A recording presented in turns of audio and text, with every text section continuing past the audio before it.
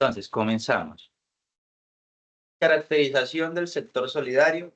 Características para comprender el sector solidario es que todas son organizadas como empresas, pero sus fundadores reciben el nombre de asociados. Es necesario el vínculo asociativo soportándolo con principios y fines. No tiene un ánimo de lucro. O sea, quiere decir que el sector solidario son empresas, son asociados, los fundadores, pero es una institución sin ánimo de lucro, motivado por la solidaridad, o sea, por el apoyo desde la organización, y existe un monto mínimo de aportes no reducibles, o sea, es un monto fijo para cada uno de los asociados. Entidades sin ánimo de lucro dentro del universo que nosotros comprendemos de entidades sin ánimo de lucro en Colombia se identifican dos categorías principales: las asistencialistas y las mutualistas. Estas últimas son las que conforman el sector que consideramos economía solidaria. Se caracterizan por permitir a sus integrantes practicar la solidaridad a través de aportes orientados a obtener retribuciones en forma de bienes, servicios y beneficios. O sea, se caracteriza porque nuestros integrantes, o sea, nuestros asociados, generan unos aportes para que en base a estos aportes, pues reciban bienes, unos bienes tangibles, económicos o unos servicios institucionales. Pues normalmente en las cooperativas no, se hacen unos aportes y en esos aportes, al finalizar cada año, o conforme a las utilidades, se hace una redistribución entre los asociados de manera eh, consumible en algunas entidades con las que hace convenio la cooperativa. Pero en el Éxito, con esta tarjeta, usted puede reclamar 200.000 pesos en consumo en el Éxito por hacer parte de la asociatividad o de la cooperativa. También existen otras figuras de SAL, como las que estamos mirando en el cuadro, que es las entidades de economía solidaria, son las cooperativas, los fondos de empleados y las asociaciones mutuales, las asistencialistas, asociaciones, fundaciones, corporaciones, y existen otras entidades sin ánimo de lucro, pero que están reguladas no por la ley general, sino que existen leyes enfocadas solo para estas entidades sin ánimo de lucro.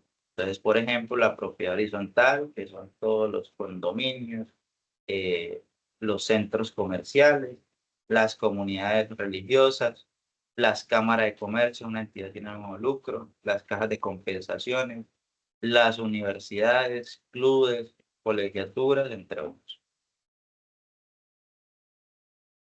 Diferencias entre las sociedades mercantiles y lo que nosotros conocemos como cooperativas. Entonces, aspecto importante, desde lo económico, desde las sociedades mercantiles se genera con capitales en acciones, y esas capitales en acciones surgen mediante las cuotas que aportan los socios.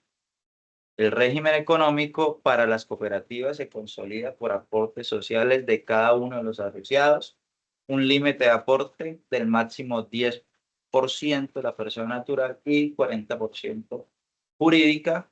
En cambio, las sociedades mercantiles, un solo socio puede ser el dueño del 99% según el tipo de la sociedad. Entonces, acá nos da un punto específico que las cooperativas no puede ser una persona con la totalidad o con el 50+1 de los votos directamente asociados con ella. La administración es dirigida por asociados, mientras las sociedades mercantiles es administradas por los mismos socios. Entonces, quiere decir que la administración de esas cooperativas, pues existe un consejo directivo, ejemplo, en el caso de las universidades, consejo administrativo, en el caso de la propiedad horizontal, entre otros. La tributación, las cooperativas tienen una tributación distinta a las sociedades mercantiles. Estas fueron actualizadas aproximadamente unos 8 años atrás por un régimen especial. Por hoy, para ser parte de dicho régimen especial, hay que cumplir unos indicadores. Si no se cumplen, usted sigue, puede ser una fundación, pero sigue considerándose una sociedad mercantil de no cumplir ese régimen o esos requisitos para ser régimen especial. Decisiones, las decisiones en las sociedades mercantiles, si esta persona es dueño del 99%, pues él puede tomar las decisiones directamente él. En cambio, las cooperativas es un socio, un voto. Caso el Consejo Nacional de Contadores Públicos. Es una agremiación. Todos los afiliados en una asamblea eligen su junta directiva. Entonces son 14.000 afiliados. Los 14.000 afiliados tienen derecho a voz y voto en las decisiones que se toman como miembros asamblearios de la institución. Ganancias. Cuando hay ganancias de las instituciones, el excedente debe de ser una reinversión comunitaria. Ahorita vamos a ver, profe, qué trata las reinversiones comunitarias. Ahorita vamos a ver unos ejercicios, unos ejemplos del tema. Por el contrario, las sociedades mercantiles, las utilidades pues se distribuyen según el capital correspondiente de sus socios.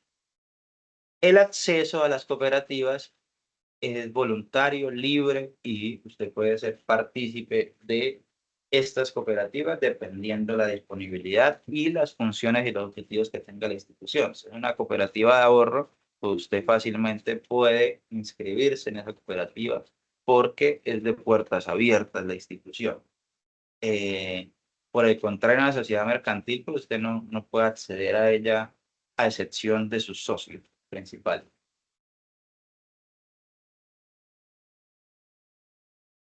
Algunos tipos de cooperativa.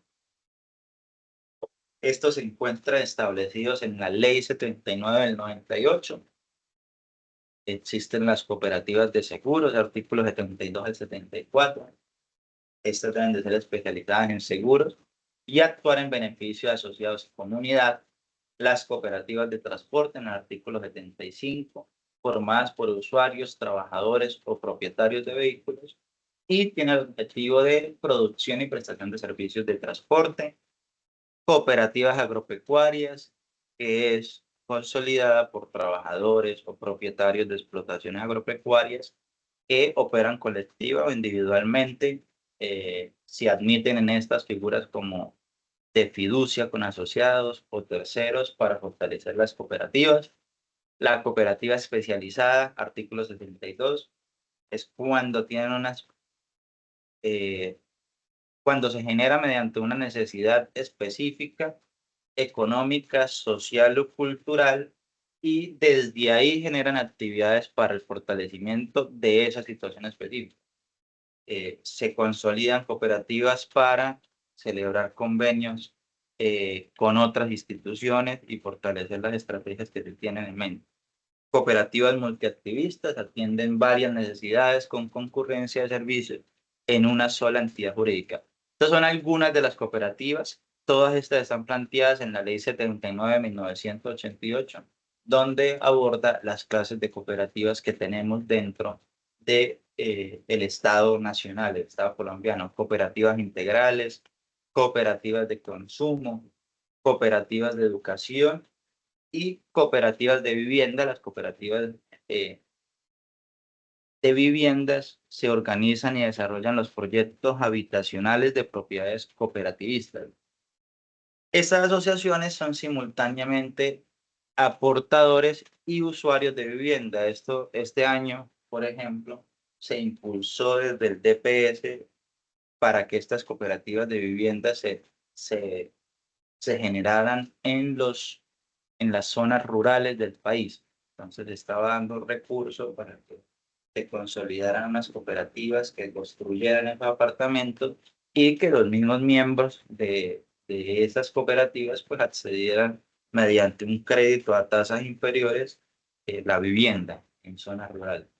Y la construcción, el manejo y la venta lo hacía la misma cooperativa rural que se consolidaba.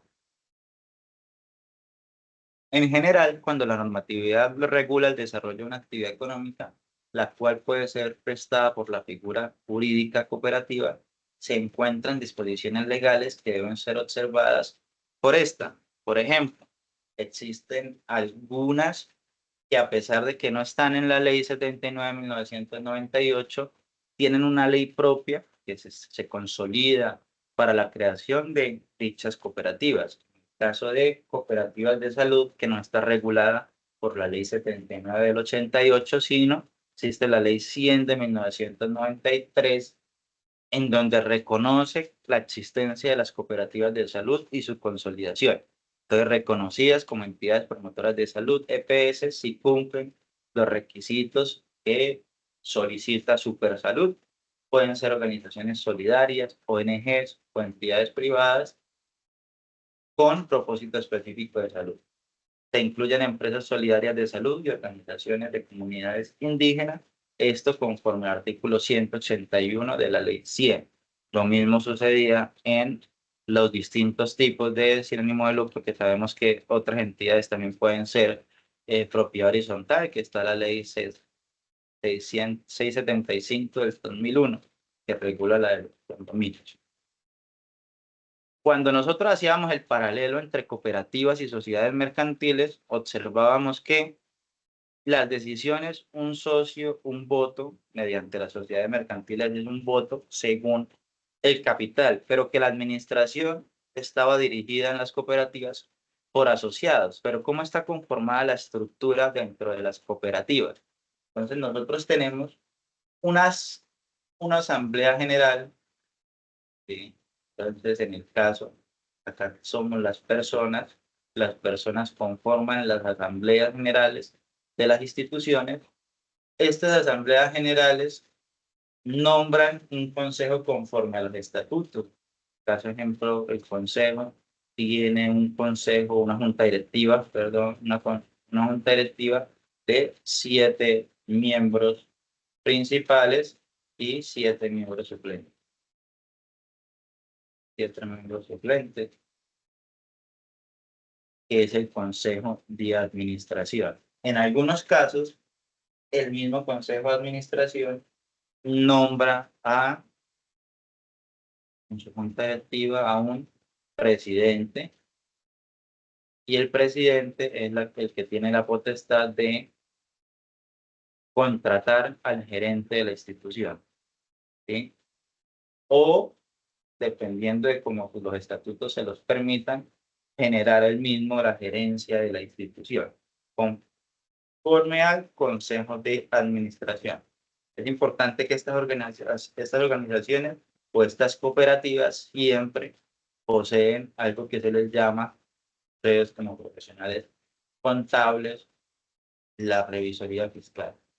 Entonces la asamblea nombra un consejo de administración, pero también nombra o mantiene un revisor fiscal que se encarga de qué, de vigilar que se haga correctamente. ¿Qué tiene la potestad de hacer este revisor fiscal? Si el revisor fiscal observa deterioros de cartera, deterioro, daños de la institución, el revisor fiscal tiene la potestad de citar asamblea extraordinaria para que esta asamblea extraordinaria decida la continuidad o no del consejo de administración o de iniciar procesos o trámites legales y administrativos conforme lo solicite la norma.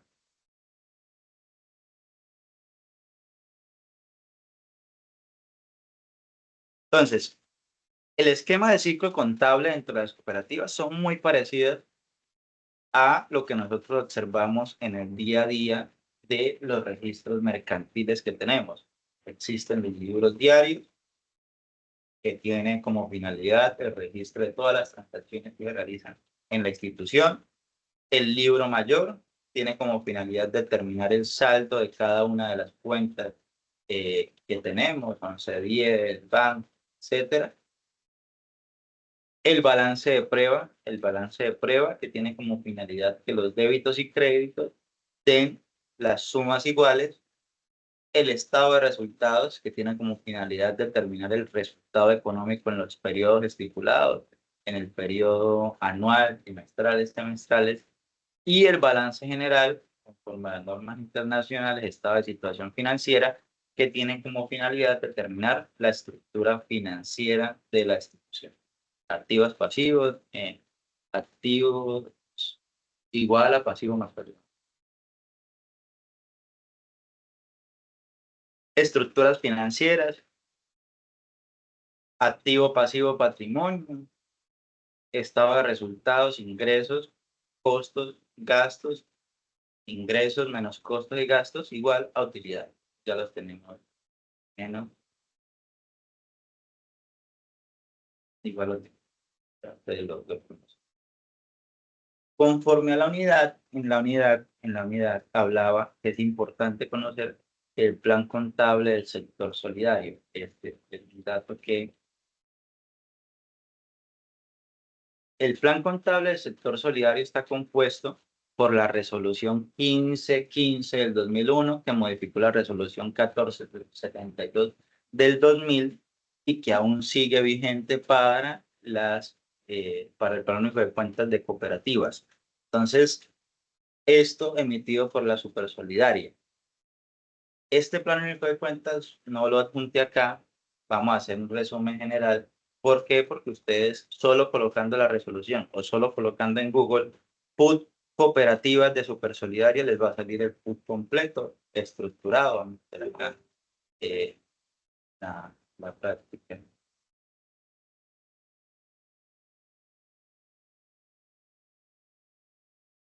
Y nos sale el PUT completo.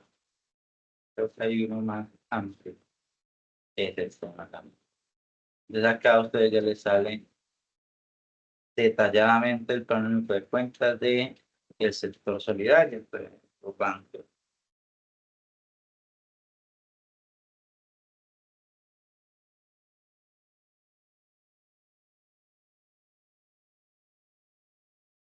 Tenemos la cuenta mayor.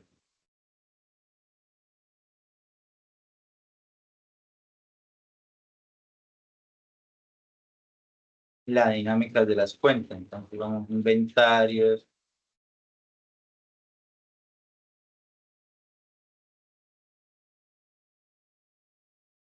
inversión, cuentas de participación, derechos de recompra, fondo de liquidez. Entonces, ejemplo, activo, inversiones, 12 a 10 fondo de liquidez y le genera la descripción de a qué se debe dicha cuenta. Entonces, representa el valor de los títulos de la entidad que adquiere para cumplir disposiciones legales como inversiones en entidades señaladas en las normas vigentes en el porcentaje indicado por la norma. El fondo de liquidez es mantener constantemente unos depósitos permanentes que implica no disponer de esas sumas depositadas, sino en caso de eventuales retiros inesperados de captaciones. Por lo tanto, el uso extraordinario de los recursos del fondo de liquidez debe justificarse plenamente. Los fondos de liquidez son unos ahorros programados que tiene la institución con destinaciones específicas. Por ejemplo, caímos en este concepto de fondo de liquidez. Entonces, en ese plan único de cuentas, tenemos que existe el catálogo de cuentas de activo, de pasivo, de patrimonio, de nuestros ingresos, gastos, costos de venta, costo de producción, orden deudoras y orden acreedoras, tal como lo manejamos en las normas internacionales, en el plan único de cuentas que nos enseñaron desde que iniciamos primer semestre de contabilidad. ¿Qué cambia, profe? Cambian algunos aspectos importantes en los códigos. Entonces, en el comercial y cooperativa, por eso trabajamos en un comparativo entre las diferencias del plan único de cuentas. Desglosa, por ejemplo, 11 disponibles, igual en las dos actividades, inversiones.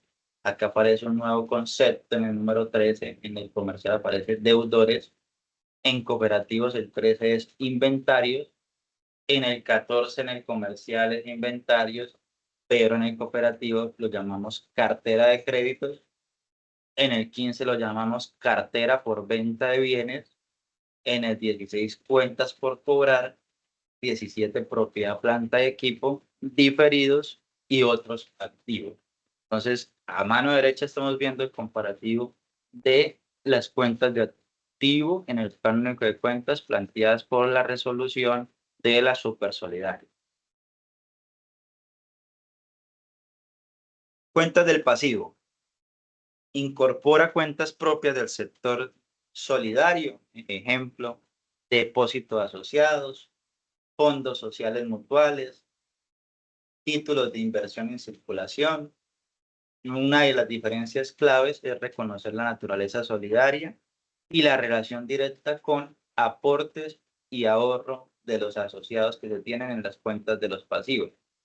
Esto ahorita vamos a verlos con un ejercicio por qué existen algunas cuentas como ahorros asociados y conceptos como pasivos financieros, fondos sociales y mutuales. Esto ahorita los vamos a ver con un ejercicio. Cuentas del patrimonio, entonces aparece capital social, las reservas, los fondos de destinación específica, estos fondos obligatorios en las cooperativas, el superávit, excedentes y pérdidas, resultados acumulados. Entonces, en el plano de cuentas de las cooperativas reemplazan los dividendos, por ejemplo, o sea, los resultados, los dividendos o participaciones por excedentes. Y se debe de incluir los fondos de destinación específica, porque estos fondos de destinación específica, ¿qué son, profe? Fondos destinados a educación, por acá, fondos de destinación específica, los de norma por ley, artículo 54, reserva de protección, fondo de educación, fondo de solidaridad. Entonces usted tiene que llevarlos en el plano único de cuentas, a esos fondos de destinación específica. Cuentas de ingresos. Cuentas de ingresos tenemos situaciones actuales, se mantienen tanto en las normas internacionales como en las cooperativas.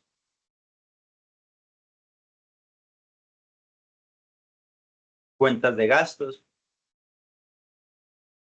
gastos operativos de administración y operativos de venta. En el PAJONIT se denominan gastos de administración, gastos de venta, gastos financieros e impuestos.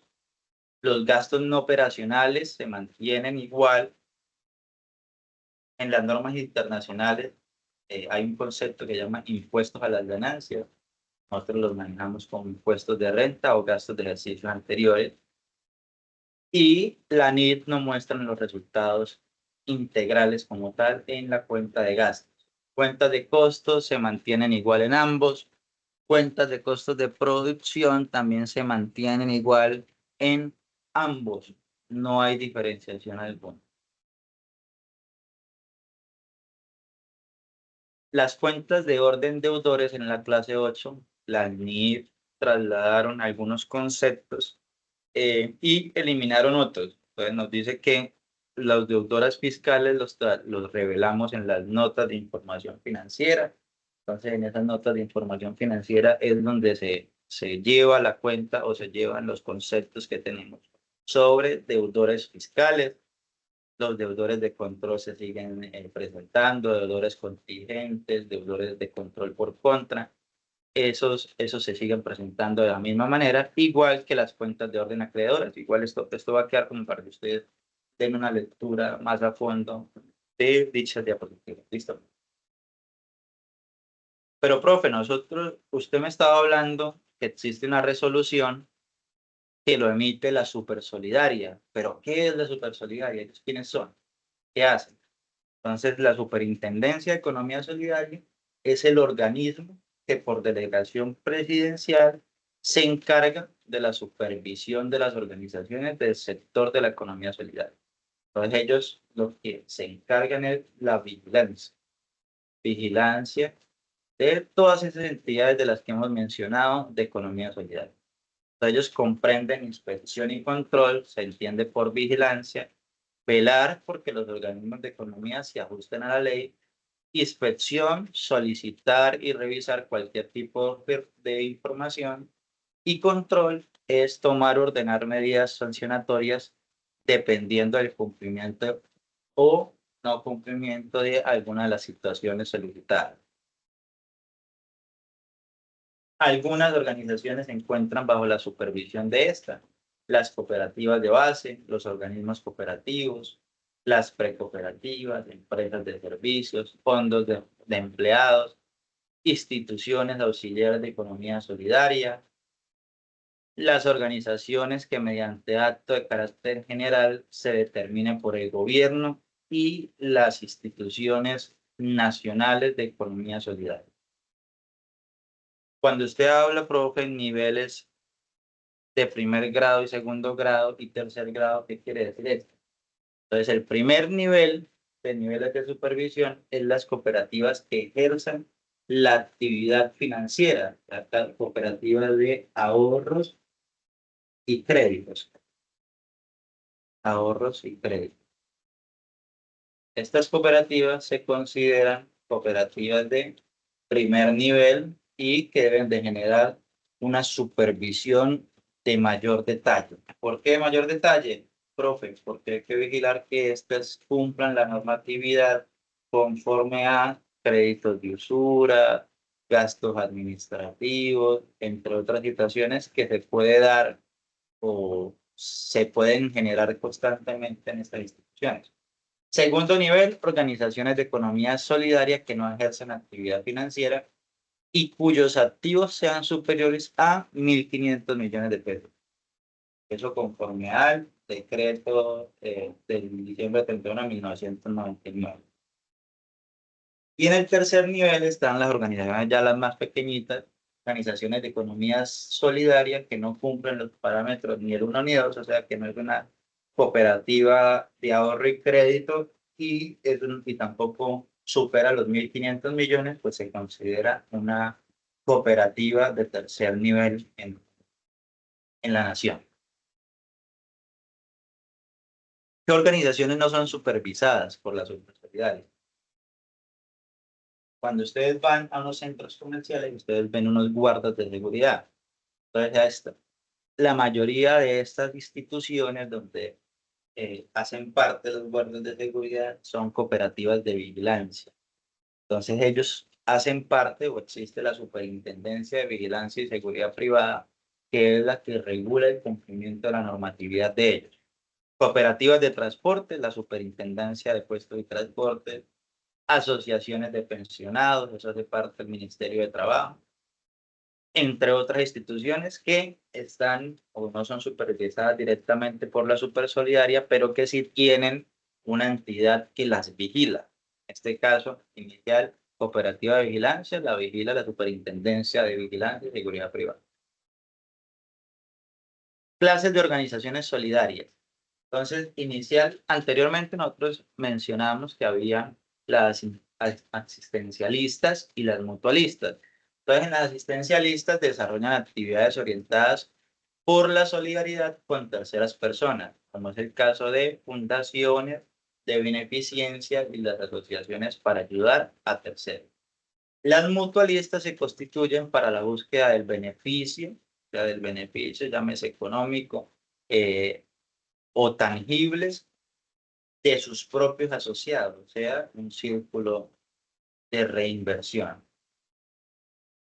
Entonces, una cooperativa mutualista puede ser una cooperativa de ahorro, una cooperativa de ahorro que con ahorro y crédito, que con los créditos que se generan, pues van a generar, se dan unos recursos financieros que vienen siendo como los ingresos de esta cooperativa y que con esos ingresos pues se le presta una tasa inferior al miembro asociado de esa cooperativa, les dan algunos beneficios económicos, algunos beneficios de educación, entre otras situaciones que solo lo reciben las personas que hacen parte de dicha asociación. Por el contrario, una fundación, a pesar de ser de economía solidaria, es asistencial.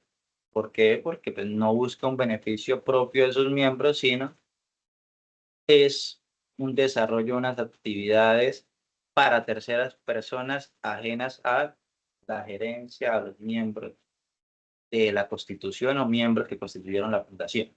Las organizaciones de economía solidaria supervisadas por la superintendencia son empresas asociativas sin ánimo de lucro de carácter mutualista. O sea, si usted está vigilada por la superintendencia, Quiere decir que su organización es de carácter mutualista, o sea que busca el beneficio de sus propios asociados.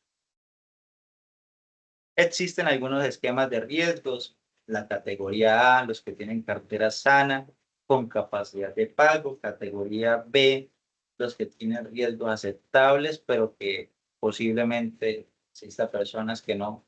Llegado al caso, si el crédito es muy grande, pues se puede presentar que no se dé, o sea, que no llegue a realizar los pagos. Categoría C, riesgo apreciable, o sea, créditos con insuficiencia de pago.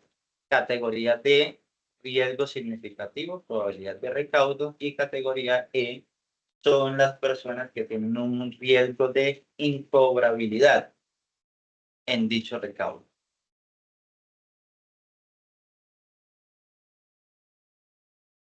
Y ahora sí, llegamos a los ejercicios. La composición patrimonial del sector solidario. Y aquí es donde van a surgir dos ejercicios muy importantes que les va a servir para resolver ese taller. El patrimonio en una cooperativa está compuesto por el capital social, las reservas, los fondos de destinación específica, el superávit, los resultados del ejercicio y los resultados de ejercicios anteriores. Aportes sociales. El capital social de los asociados en dinero, especie o trabajo. Entonces existen aportes ordinarios, extraordinarios y aportes amortizados. Ordinarios son los pagos mínimos periódicos. Entonces, los aportes sociales, caso cooperativa de ahorro y crédito, a usted le dicen, venga, ¿usted mensualmente cuánto puede ahorrar? Entonces usted dice, yo puedo ahorrar 70.000 mensuales. Pero de lo que usted está dando, 70.000, hay 3.000 pesos que van para cuota de sostenimiento de la cooperativa y los 67 sí van como ahorro programado. ¿Qué pasa con estos 3.000? Estos 3.000 a la hora de la verdad que usted los recupera con las actividades que se entregan en los fondos de destinación específica, descuentos y beneficios por ser partícipe de dicha cooperativa. Extraordinarios, pagos no periódicos definidos en estatutos. Llegado el caso que necesita una cuota extraordinaria o dentro de los estatutos se consolida que hay que pagar una vez al año un aporte de destinación en acceso a la educación, por ejemplo. Entonces, todos los eneros tienen que hacer una siguiente cuota de 70.000 más para el aporte extraordinario. Y amortizados son aportes readquiridos por la entidad con cargos a excedentes. El segundo concepto, acá nosotros estamos viendo capital social. El segundo concepto aparece las reservas, entonces ahí aparecen apropiaciones de excedentes para fines específicos. Quiere decir que estos fines específicos son protección de los aportes, inversión social, asambleas, protección de cartera, reservas estatutarias, fondo mutual. O sea, la asamblea dice, venga, usted tiene que tener una reserva. Una reserva. En el caso ley 675 le dice, usted sí o sí me tiene que tener en fiducia, en una fiducia, el 1% de los ingresos hasta que superemos o hasta que logremos el monto del 50% del ingreso mensual. Ya cuando usted tenga en el banco el ingreso mensual es de 80 millones de pesos, entonces usted ya tiene 80 guardados ahí en la fiducia, ahí sí usted ya puede utilizar el excedente, o sea, ya los siguientes meses ya puede dar uso de ese 1%. De lo contrario, usted debe de tenerme un 1% como fiducia, porque en cualquier momento se presente una situación, una catástrofe, un tema eléctrico que genere un daño de los transformadores, pues usted tiene una plata aquí para destinación y solución de una contingencia que se salga fuera de las manos y corrientes normales de la entidad. Entonces, depende de si en estas reservas tienen apropiaciones para fines específicos, se debe de priorizar qué. Y planteamos unos tipos de apropiaciones de esos excedentes de reserva. Tercer concepto, fondo de destinación específica. Los fondos de destinación específica son las apropiaciones de excedentes para actividades definidas en una asamblea o estatuto. Ejemplo, amortización y revalorización de los aportes. Nos dicen, venga, esta platica que sobró, pues no nos la gastemos en becas, revaloricemos los aportes que ellos están dando. Entonces, si hay una persona que tiene ahorrado 2 milloncitos, pues vamos a decirle que este año la cooperativa le fue muy bien y que ya va a tener 2.100.000. Mercadeo de productos, si hay que posicionar un producto como tal que está impulsando la cooperativa para el fortalecimiento de la infraestructura, fondos especiales, ahorita miramos un ejercicio de fondos especiales, fondos sociales, fondos de inversión u otros fondos de destinación específica. ¿Quiénes lo dicen o quiénes son los que aprueban cómo se va a gastar esa platica? La asamblea, que es el máximo órgano de dichas cooperativas. Entonces, la asamblea puede decir que ellos consideran que la oficina ya se está quedando muy pequeña para el crecimiento que tenemos como cooperativa de ahorro y crédito. Entonces, que tengan una destinación específica para la infraestructura física. Un cuarto concepto es el superávit.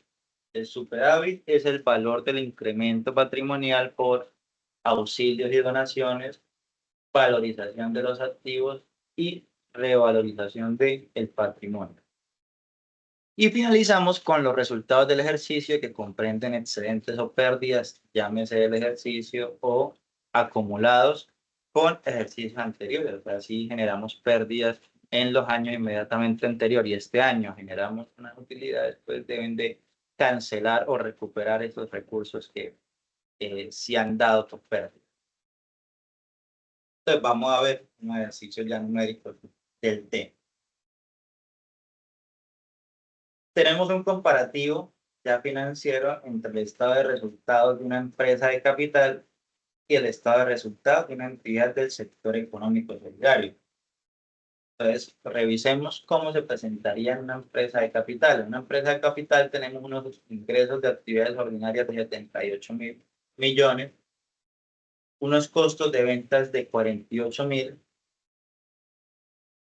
ganancias brutas de 30.000, otros ingresos, tuvimos otros ingresos por diversas situaciones, gastos de administración 15.000, otros gastos 21.000, las ganancias fueron de 15.350. Entonces a esos 15.353 le calculamos los impuestos a la ganancia y esto nos da la ganancia neta que tenemos, o sea, los 9.979 y repártalo conforme a los estatutos entre los socios las ganancias o dependiendo de su consolidación, si el 50% se va a hacer para reinversión y el otro 50% en redistribución para socios. Bien, digamos, de la finalidad, usted ya sabe que tiene 9.975 millones de ganancias. En el sector solidario tenemos ingresos de actividades ordinarias, que son los 78.000, menos los costos de venta, igualito, excedentes brutos, los 30.000. Aparece ya el concepto de gastos de administración, los 15.000. Excedente operacional, o sea, nos dice este es el excedente operacional que ustedes tienen. Otros ingresos, 575 y otros gastos, eso nos da el excedente neto que tenemos como institución. Importante, entonces dicen, venga, profe, 15.000, ¿qué pasó con los impuestos a la ganancia? Entonces, el excedente neto obtenido en las entidades del sector de la economía solidaria no es susceptible de repartición. Entonces, ¿qué quiere decir? Que no puede haber un impuesto a las ganancias si nosotros en el sector de la economía solidaria no somos susceptibles de repartición. Entonces, los excedentes se destinan en primer lugar a compensar pérdidas de ejercicios anteriores si fueran aplicables a la reserva para la protección de los aportes sociales, o sea, una reserva que se consolida por el sector de economía solidaria, la creación de unos fondos como lo es educación, solidaridad, entre otras, y el remanente se puede aplicar en su totalidad o en parte según lo determinen los estatutos de la Asamblea, y ahí es donde aparece ese remanente, es lo que nosotros eh, en las cooperativas hacemos normalmente, y es la entrega de los tickets. Entonces, con unos tickets, los miembros asociados pues pueden recibir unos beneficios con sus miembros. Entonces, profe, vamos a hacer ejercicios porque vemos, sí, yo le entendí más o menos que listo, no sé, el excedente neto, como no es susceptible de repartición, pues no aplica el impuesto a las ganancias. Vamos a verlos como un ejercicio práctico. Y aquí llega, y ojo, porque es muy parecido al ejercicio que les dejé poner. Modelo básico de distribución de excedentes. Entonces, la cooperativa ejemplar obtuvo en el año 2024 un excedente del ejercicio de 100 millones de pesos, o sea, Profe, excedente no, neto. ¿Cómo? entonces me escucha. Usted me va a perdonar, pero usted todo lo que está diciendo está saliendo en pantalla, porque yo nada más veo de activos disponibles, inversiones, o sea, yo no veo más nada ahí.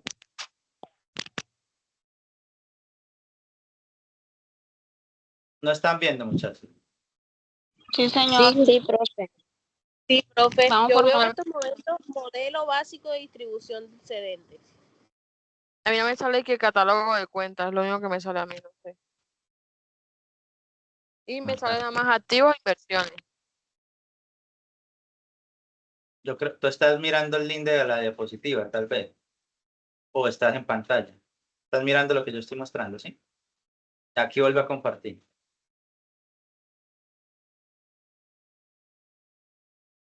Aquí les vuelvo a compartir.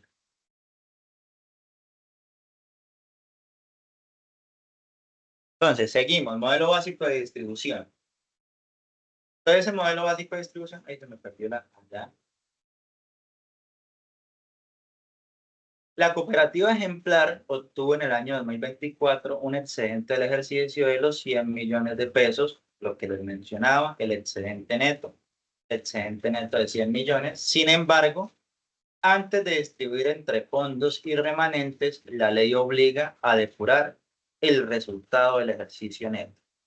Entonces, excedentes por operaciones con terceros. Aparece en la ley 79 de 1988. Dice, artículo 10, de los 100 millones de pesos, 20 millones provienen de negocios con terceros no asociados que deben restarse. Pérdida segundo, excedentes por operaciones con terceros. Estos 20 millones se deben de restar según el artículo 10 de la ley 79 de 1988. Pérdidas de ejercicios anteriores, artículo 55, ley 79 de 1988. La cooperativa que tenga registradas pérdidas por años anteriores, pues debe de generar ese, como lo mencionaba en el ejercicio anterior, debe compensar pérdidas de ejercicios anteriores si fuesen aplicables. Entonces, en el caso de este ejercicio, de este ejemplo, la empresa el año pasado tuvimos pérdidas de ejercicios y esta pérdida del ejercicio fue de un valor de 5 millones de pesos. Entonces nos dicen, las operaciones por terceros descuénteme, las pérdidas de ejercicios anteriores recupéreme, porque recupere esos 5 millones que se destinaron para solventar esa pérdida del año pasado. Tercero, reponga la reserva de protección de aportes. ¿Qué quiere decir esto en el artículo 55? Además, se debía restablecer 10 millones en la reserva, obligación que antecede cualquier reparto. ¿Eso qué significa? Ese tercer punto, profe, de reserva de protección de aportes, es que por alguna u otra situación en la operatividad del año tuvimos que hacer toma de esos recursos que teníamos en la reserva de los aportes para ejecutar un proyecto, por ejemplo. al ejecutar el proyecto, venga, eso no puede quedar descontado, ahora hay que volver a girar el recurso para reponer lo que se dio. Entonces, en el caso de este ejemplo, nosotros habíamos tomado 10 millones de pesos de esta reserva de protección de aportes y había que reponer. Entonces, con estos ajustes, logramos comprender que tenemos un excedente del ejercicio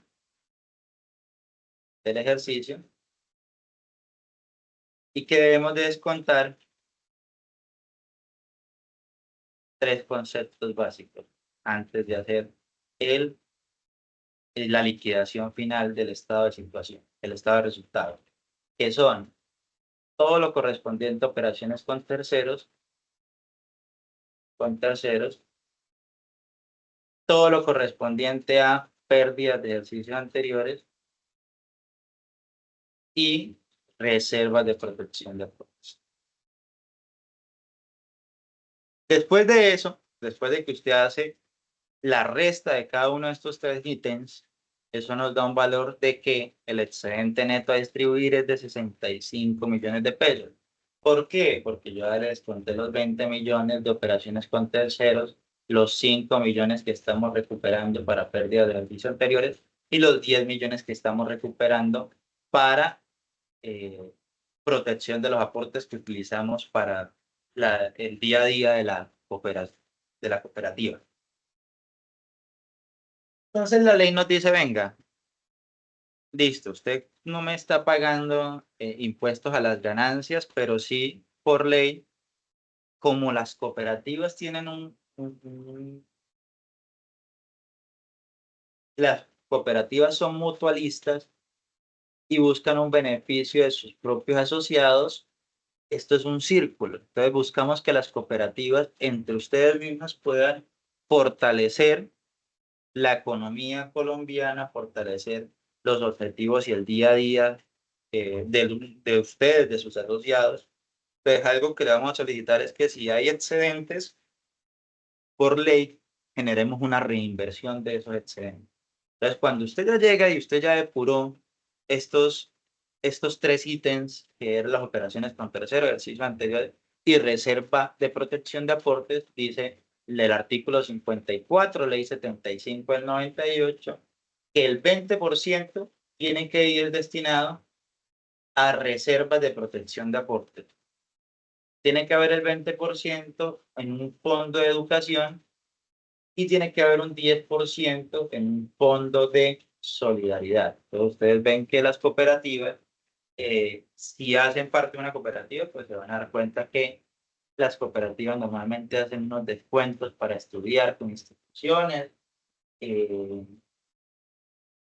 hacen aportes a los hijos. Si usted tiene hijos y es asociado en una cooperativa de ahorro, le dan un recurso financiero semestralmente para el pago o manutención de su hijo que es estudiante universitario, por ejemplo, entre otras situaciones, pero esto no sale porque la cooperativa es muy buena gente, no, sino porque el artículo 54 le dice el 20% de la distribución obligatoria tiene que ir destinado a un fondo de educación. En este caso, como el ejercicio es muy bajo, pues 75 millones, 13 millones van destinados al fondo de educación que se va a destinar posiblemente el siguiente año para becas. Remanente. Entonces ya después de que ustedes cuentan 13, otros 13, 26 y los 6 millones 500, eso nos da en un descuento de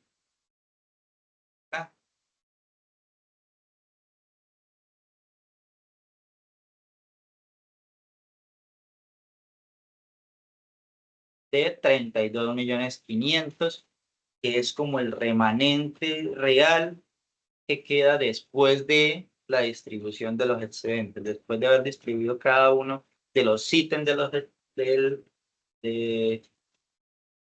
los ítems del excedente que tiene la institución, el remanente final es el que usted va a llevar hacia la Asamblea General. Entonces usted le dice Asamblea General, después de tener el 50% en reservas de protección de aportes, de fondo de educación, fondo de solidaridad, nos quedaron 32 millones 500. Asamblea, díganos en qué los gastamos. ¿Por qué? Porque nosotros no somos una entidad comercial sino somos una entidad asociativa de economía solidaria. Entonces les decimos a Asamblea, ustedes toman la decisión en qué se va a gastar ese presupuesto, menos en utilidades para los socios, ¿no? Sino en reinversión. Entonces, por eso es, como no se les puede dar utilidades para los socios, ahí es donde aparecen todo lo correspondiente a los tickets, entre otras situaciones. Pero bueno, profe, hablamos de todo eso, pero ahora mostrémoslo en el ejercicio completico, en la tabla. Entonces se vería de esta manera, el excedente del ejercicio menos la operación con los terceros, pérdidas anteriores, reposiciones de reserva. Esto nos da un excedente neto redistribuir, que son los 75 millones. 20% va a reservas de protección, 20% va a reservas de fondo de educación, 10% a fondo de solidaridad, y el remanente es lo que vamos a llevar a la asamblea para que digan en qué desean ejecutar ese presupuesto. Entonces, para ir cerrando ya, el fondo de educación o el fondo de solidaridad, cualquiera de los dos, no es de libre disposición de la cooperativa. Una vez la asamblea decide constituirlo, la cooperativa asume la obligación de usarlos en, o como su nombre lo indica, si se asumió para educación, pues la destinación tiene que ser una destinación específica. No puede decir que, ay, necesitamos hacer un porche, entonces saquemos el recurso de el fondo de educación para financiar eso, pero no se puede hacer. Contablemente esa obligación, importante, esta obligación se reconoce contablemente como un pasivo que va a fondos sociales solidarios, fondos de educación, dependiendo de cuál estamos manejando. Es decir, mientras no se use, representa una deuda de la cooperativa con el cumplimiento de este destino obligatorio. El patrimonio al debe refleja que los excedentes dejan de estar disponibles como utilidades. El pasivo al haber refleja que ahora la cooperativa tiene un compromiso específico, usar ese dinero en educación. Cuando se gasta, disminuye el pasivo y también el efectivo sacando el ciclo. En español, ¿qué es eso, profe? Es que nosotros tenemos un excedente, en este caso en el ejemplo de 200 millones que tienen que ir para el fondo de educación. Entonces nosotros lo sacamos de patrimonio. Recuerden, patrimonio, aumentan aumentan el haber, disminuye en el debe, pues disminuye de patrimonio ese excedente del ejercicio anterior, los 200 millones, y lo llevamos a un pasivo. Pero, profe, si son 200 millones, si son 200, ¿por qué lo vamos a llevar a un pasivo? Si es plata de nosotros, le damos pasivo es porque como es una destinación específica, este dinero, a pesar que es de nosotros, es obligatorio jugar. O sea, este dinero usted ya no lo puede tocar. Entonces, sí o sí usted lo va a llevar a un pasivo porque es una obligación adquirida. ¿Una obligación adquirida con quién? Con los miembros que hacen parte de la institución. Cuando usted disminuye esos 200 para que se le disminuya ese pasivo que tiene en el reconocimiento de la salida del gasto, cuando usted hizo la convocatoria y comenzó a becar a estudiantes, entonces usted tiene que pagarle a la universidad estas becas de maestría. Entonces, cuando usted está pagando esas becas, pues es la salida del recurso y disminuye esa obligación del pasivo, o sea, disminuye en 220 en este caso, pero de los 200 que teníamos en el haber, debe, pues disminuyen 120 de estimación. Si el uso del Fondo Social Solidario de Educación fuera superior al de su constitución, ejemplo, si teníamos solo 200, pero por diversas situaciones las becas ya no son 200 y nos cuesta 240, pero la asamblea solo tenía que, venga, usted solo tenía 200 para gastar. Entonces ese valor faltante, ese 20%, se reconoce como un cargo al gasto del periodo en el que incurre. O sea, ya no lo vamos a tomar como un pasivo de Fondo Social Solidario, sino que ese restante lo vamos a llevar como un gasto en programas de educación. Entonces, ¿cómo lo vamos a reconocer? El pasivo de fondos solidarios, por 200.000, el efectivo, por 200.000 que está saliendo, para hacer el pago o cancelar esta cuenta de la obligación adquirida, pero como miramos fue 240, pues tiene que darse el efectivo los otros 40, o sea, 240 de efectivo.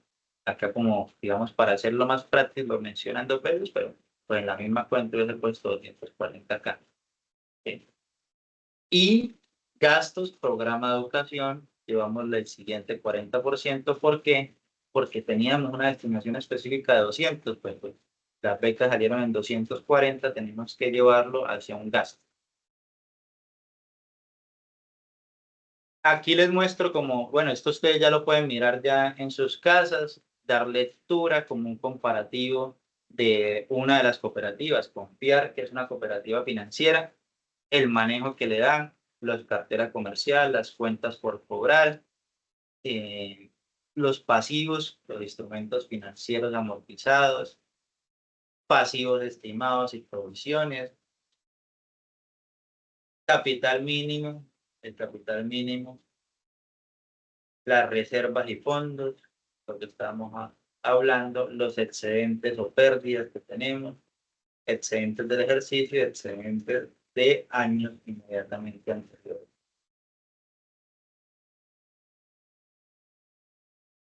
Entonces, para cerrar todo lo que nosotros vimos, ya con esta culminamos. Nosotros en esta unidad 1 visualizamos la ley 79 de 1988, la ley 454 del 98 y nos apoyamos con la ley 1314 del 2009, que son las normas internacionales. Pudimos observar cuáles son las entidades vigiladas por la Supersolidaria, qué hace la Supersolidaria, cuál es la diferencia entre las empresas de capital y las empresas solidarias, el comparativo desde activo, pasivo, patrimonio, estados de resultados, cuentas de orden entre el PUT comercial y el PUT cooperativista, cómo se le da el manejo a los excedentes patrimoniales, que es importante para la economía solidaria, que pues realmente el manejo contable que les da las cooperativas es muy parecido a un manejo que se le da a una entidad comercial, pero la distribución de los excedentes sí debía de ser abordada por aparte. ¿Por qué? Porque la normatividad nos dice claramente, artículo 10, excluir operaciones con terceros, artículo 55, cubrir pérdidas y reponer reservas, artículo 54, mínimos obligatorios del 50%, remanente va a decisión de la asamblea en qué se quiere gastar. Entonces, esto fue lo que vimos en el transcurso de estas 2 tutorías.